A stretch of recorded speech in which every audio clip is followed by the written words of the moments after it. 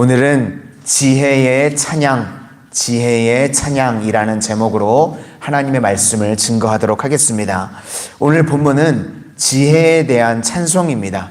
제가 잠언에서 지혜는 예수님으로 바꾸면 된다고 말씀을 드렸었죠. 그래서 요한복음에서는 말씀이 예수님이라고 그러는데요, 잠언서에서는 지혜가 예수님이라고 그럽니다. 그래서 22절부터 31절까지가 이제 그 내용인데요, 22절에 보니까 태초에 일하시기 전에 나를 가지셨으며, 또 30절에는 내가 그 곁에 있어 창조자가 되어, 그러니까 지혜가 예수님이라고 말씀을 하시는 것입니다. 근데 지혜 되시는 예수님께서 우리를 이제 부르십니다. 초청하십니다. 그때 우리가 응답해야 된다는 것입니다. 1절부터 4절까지가요, 오늘 불렀던 찬송가 528장 그 내용 1절과 똑같습니다. 우리를 오라고 부르신다는 것입니다. 1절부터 4절까지를 우리 한번 보시도록 하겠습니다. 1절부터입니다. 시작. 지혜가 부르지 아니하느냐, 명철이 소리를 높이지 아니하느냐, 그가 길가의 높은 곳과 내거리에 서며 성문 곁과 문 어기와 여러 출입하는 문에서 불러 이르되, 사람들아 내가 너희를 부르며 내가 인자들에게 소리를 높이노라. 이렇게 지혜 되신 예수님께서 우리를 부르실 때 우리가 해야 될 일이 무엇인가? 첫째는요, 일상의 덫에 빠지지 말라는 것입니다. 오라 주님께서 이렇게 말씀하실 때요, 왜 우리가 듣지 못하는가? 분주해서 그렇습니다. 세상에 여러 가지 딴짓들을 하느라고, 그래서 마귀가 쓰는 방법은요, 우리를 자꾸 분주하게 만드는 겁니다. 그래서 분주하면서 망각이 옵니다. 그래서 실속이 없는 인생을 살게 만드는 게 마귀가 하는 일이라는 것입니다. 세상을 살아가면서 무엇을 먹을까, 무엇을 입을까, 그렇게 살아가게 되면요, 우리가 곁을 줄 수가 없죠. 계속 그 생각을 하면. 그러면 예수님과 동행이 안 되는 겁니다. 그렇죠? 곁을 드릴 수가 없으니까. 그러니까 결국은 헛된 인생, 망하는 인생이 되게 된다는 것입니다. 그래서 우리가 일상이라고 하는 덫에 빠지면 주님의 초대에 응답할 수 없다는 것입니다. 그러므로 우리가 해야 될 일은요, 일상의 덫을 깨버리는 것입니다. 지금 자꾸 초대에 거절하면 누가복음 21장 34절을 보니까 방탕함과 술 취함과 생활의 염려로 마음이 둔하여지고 뜻밖의 그날이 덫과 같이 너희에게 임하리라. 일상의 덫에 빠진다는 것입니다. 그러니까 분주하면 덫에 빠지는 것입니다. 왜 분주하죠? 놀러 다니려고 분주합니다. 또 방탕하려고 분주하고요, 세상 사람들요, 술 취하려고 분주합니다. 그 또 생활의 염려로 분주하다는 것입니다. 어제 저녁에도요, 막 여러 가지 세상 일로 분주하던 분들이 계시죠? 그러면 새벽에 못 나옵니다. 그쵸? 막 마음의 생활이 염려가 되고, 이 걱정 저 걱정, 이것으로 분주하고 저것으로 분주하고, 그러면 새벽에 주님 앞에 나올 수가 없죠. 그래서 우리는요, 주님이 초대하는 곳을요, 항상 1순위로 가는 겁니다. 그쵸? 기도의 자리, 예배의 자리. 주일날 우리가요, 예배 드리는 이유가 뭐죠? 세상에 분주한 것들요, 다 멈추는 겁니다. 끊어내고 주님 앞에 가장 먼저 예배 드리는 것입니다. 그렇죠? 그것이 주님의 초대에 응하는 것입니다. 17절을 한번 보시도록 하겠습니다. 17절입니다. 시작. 나를 사랑하는 자들이 나의 사랑을 입으며 나를 간절히 찾는 자가 나를 만날 것이니라. 여기서 간절히 찾는 자는 말에 밑에 보시면 난해주에 나와 있는데 뭐라고 되어 있냐면 새벽에 라고 되어 있습니다. 간절히 찾는다. 그러니까 우리가 일상의 덫에 빠지지 않으려면 주님을 간절히 찾아야 되는데, 간절히 찾는 게 언제인가? 새벽에 찾는다는 것입니다. 그렇죠? 새벽에 찾는 것, 이것이 주님을 간절하게 찾는 것이고, 그렇게 주님을 간절하게 찾을 때 세상의 덫이라고 하는 것에 빠지지 않게 된다는 것입니다. 날마다 주님이 부르시는 자리에 가장 1순위로 나올 수 있는 믿음의 백성들이 되시기를 주님의 이름으로 축원을 드립니다. 두 번째는 예수님이 우리를 초대하실 때 우리가 무슨 일을 해야 되느냐? 세상 소리 듣다가요, 예수님의 말씀을 놓치지 말라는 것입니다. 그러니까 세상 소리가 아니라 우리는 예수님의 소리에 귀를 기울여야 한다는 것입니다. 5절부터 9절까지 한번 보시겠습니다. 5절부터입니다. 시작. 어리석은 자들아 너희는 명철할지니라. 미련한 자들아 너희는 마음을 밝히리라. 너희는 들을지어다. 내가 가장 선한 것을 말하리라. 내 입술을 열어 정직을 내리라. 내 입은 진리를 말하며 내 입술은 악을 미워하느니라. 내 입의 말은 다 의로운즉 그 가운데 굽은 것과 패역한 것이 없나니 이는 다 총명 있는 자가 밝히 하는 바요 지식 얻은 자가 정직하게 여기는 바니라. 그러니까 진짜 빛대진 예수님의 소리에 귀를 기울여야 되는데 이 세상 처세술이라고 그러죠. 그러니까 세상 소리에 많은 사람들이요 귀를 기울인다는 것입니다. 뉴스나 유튜브 이런 소리 저 소리 막 들려오는 소리에 그런 소리에 너무 귀를 기울인다는 거예요. 얼마 전에 보니까 한 개그맨이요 암에 걸렸는데요. 뭐 이 소리 저 소리 듣다가 개 구충된 먹으면 괜찮다는 얘기를 들었었나 봐요. 그래서 뭐 1년 가까이 개 구충대 먹었는데 그 사람이 깨달은 게 그거더라고요. 사람이 암 걸렸을 때는 개 구충제 가지고는 안 된다. 안타깝더라고요. 여러분 병에 걸리면요 병원에 가는 게 제일 빠릅니다. 이 세상 소리 저 세상 소리 듣지 말고 큰 병원 찾아가는 게 제일 빠릅니다. 그렇죠? 뭐 여러 가지 막 세상에요 떠돌아다니는 말들이 많이 있습니다. 뭐 지금 집을 사야 되니 말아야 되니 뭐 코인에 투자를 해야 되니 말아야 되니. 우리는요 이 세상 떠돌아다니는 소리가 아니라요 예수님 말씀에 집중해야 된다는 겁니다. 주님 말씀에 세상 소리가 아니라요 주님의 소리에 집중을 해야 된다는 것입니다. 사울 왕이요 문제가 생겼을 때 어디를 찾아가면요 엔돌의 무당을 찾아갑니다. 사울 왕이. 그래가지고 그 다음 장을 보시면요 빌보아 전투에서 죽는 장면이 나옵니다. 주님 찾아가야죠. 세상 것 찾아가고 딴소리 찾아가면요 결국은 망하고 결국은 죽는 인생이 되게 된다는 것입니다. 그래서 우리 믿음의 백성들에겐 제일 좋은 약이 있죠. 신약 구약. 그 약만 잘 먹어도 됩니다. 저희는 세상 소리가 아니라 세상 여러 가지 쫓아다니는 그런 잡다한 소리 아니라 주님 말씀만 붙들고 살아갈 수 있는 믿음의 백성들 다 되실 수 있기를 소망합니다. 마지막으로요 이제 지혜 되시는 예수님을 기준으로 삼아서 개인과 공동체가 살아야 된다는 것입니다. 이 잠언서에 보면요 세 가지 계속 강조하는 게 나오거든요. 뭐가 나오냐면 개인으로 봤을 때는 정직한 삶을 살라고 말합니다. 그리고 공동체 안에서는 정의로워야 된다고 말씀하고요. 그리고 하나님의 공의, 이 바뀌지 않는 절대 기준이죠.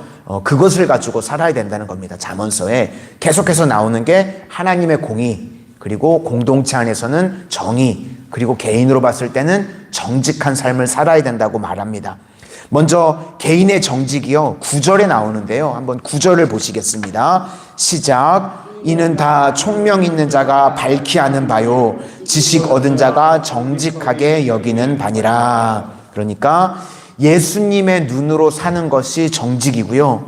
예수님의 마음으로 이웃을 대하는 것이 정직이라는 것입니다. 이 나태주 시인의 풀꽃이라는 시가 있습니다. 짤막한 시인데요. 한번 들어보시기를 바랍니다. 자세히 보아야 이쁘다. 오래 보아야 사랑스럽다. 너도 그렇다. 성도님들 저도요. 자세히 보면 이쁩니다. 스쳐 지나가시면 안 되고요. 자세히 보시면 저도 이뻐요. 오래 보면요 사랑스럽습니다. 이게 교보문고에도 아마 이렇게 벽에 붙어 있었던 시로 알고 있는데요. 그러니까 무슨 말이냐면요 자세히 보는 것, 우리가요 사람을 얼핏 보면요 정죄하게 됩니다. 그렇죠? 그 사람에 대해서 단편적으로만 볼 때는 저 사람은 왜 그러지? 그러고 정죄하게 돼요.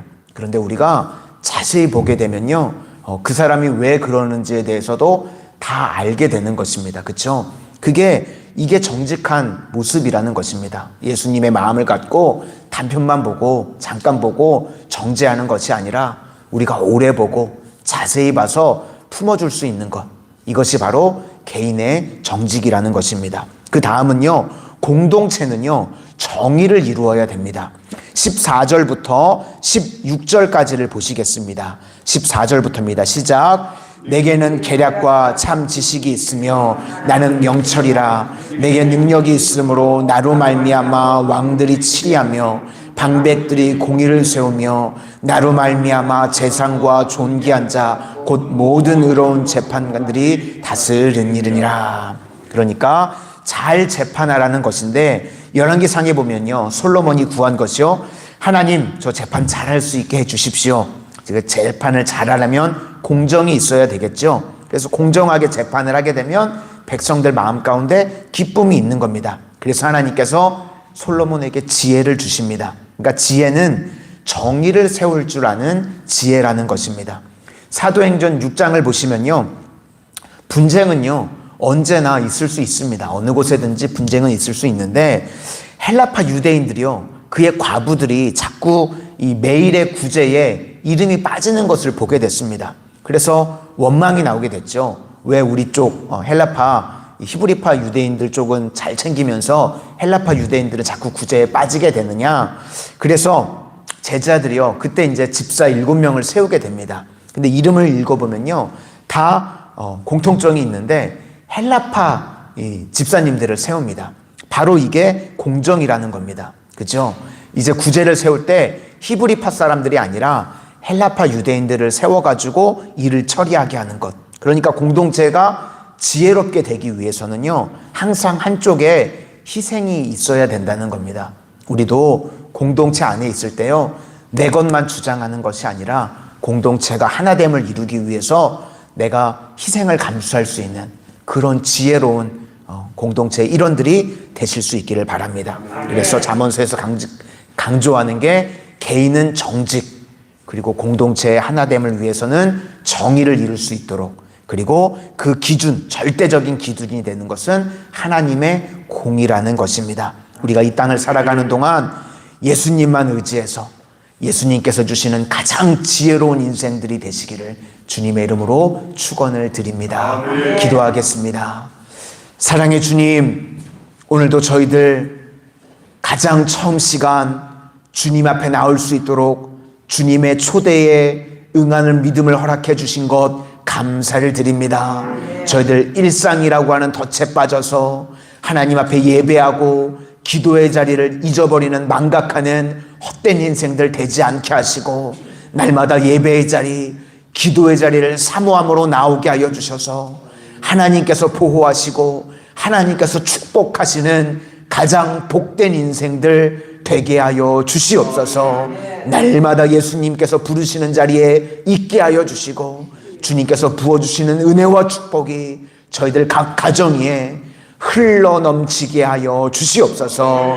예수님 이름으로 기도드립니다. 아멘.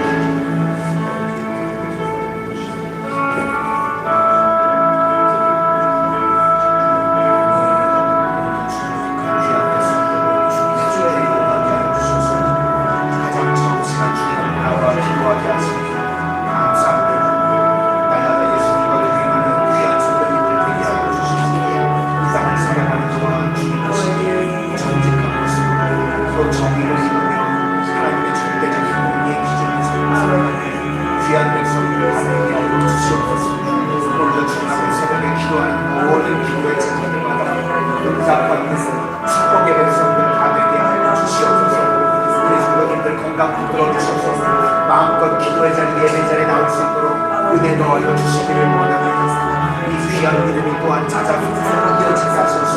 지나친 영혼을 가문으로 세워지게 하여 주시고, 하나님 각 가정에 필요한 헬다라 물질의 공동을 가져주셔서 마음껏 하나님의 영광을 위해서 베풀이고 섬기고 살아가는 복된 가정들 다 역사하고 주시옵소서.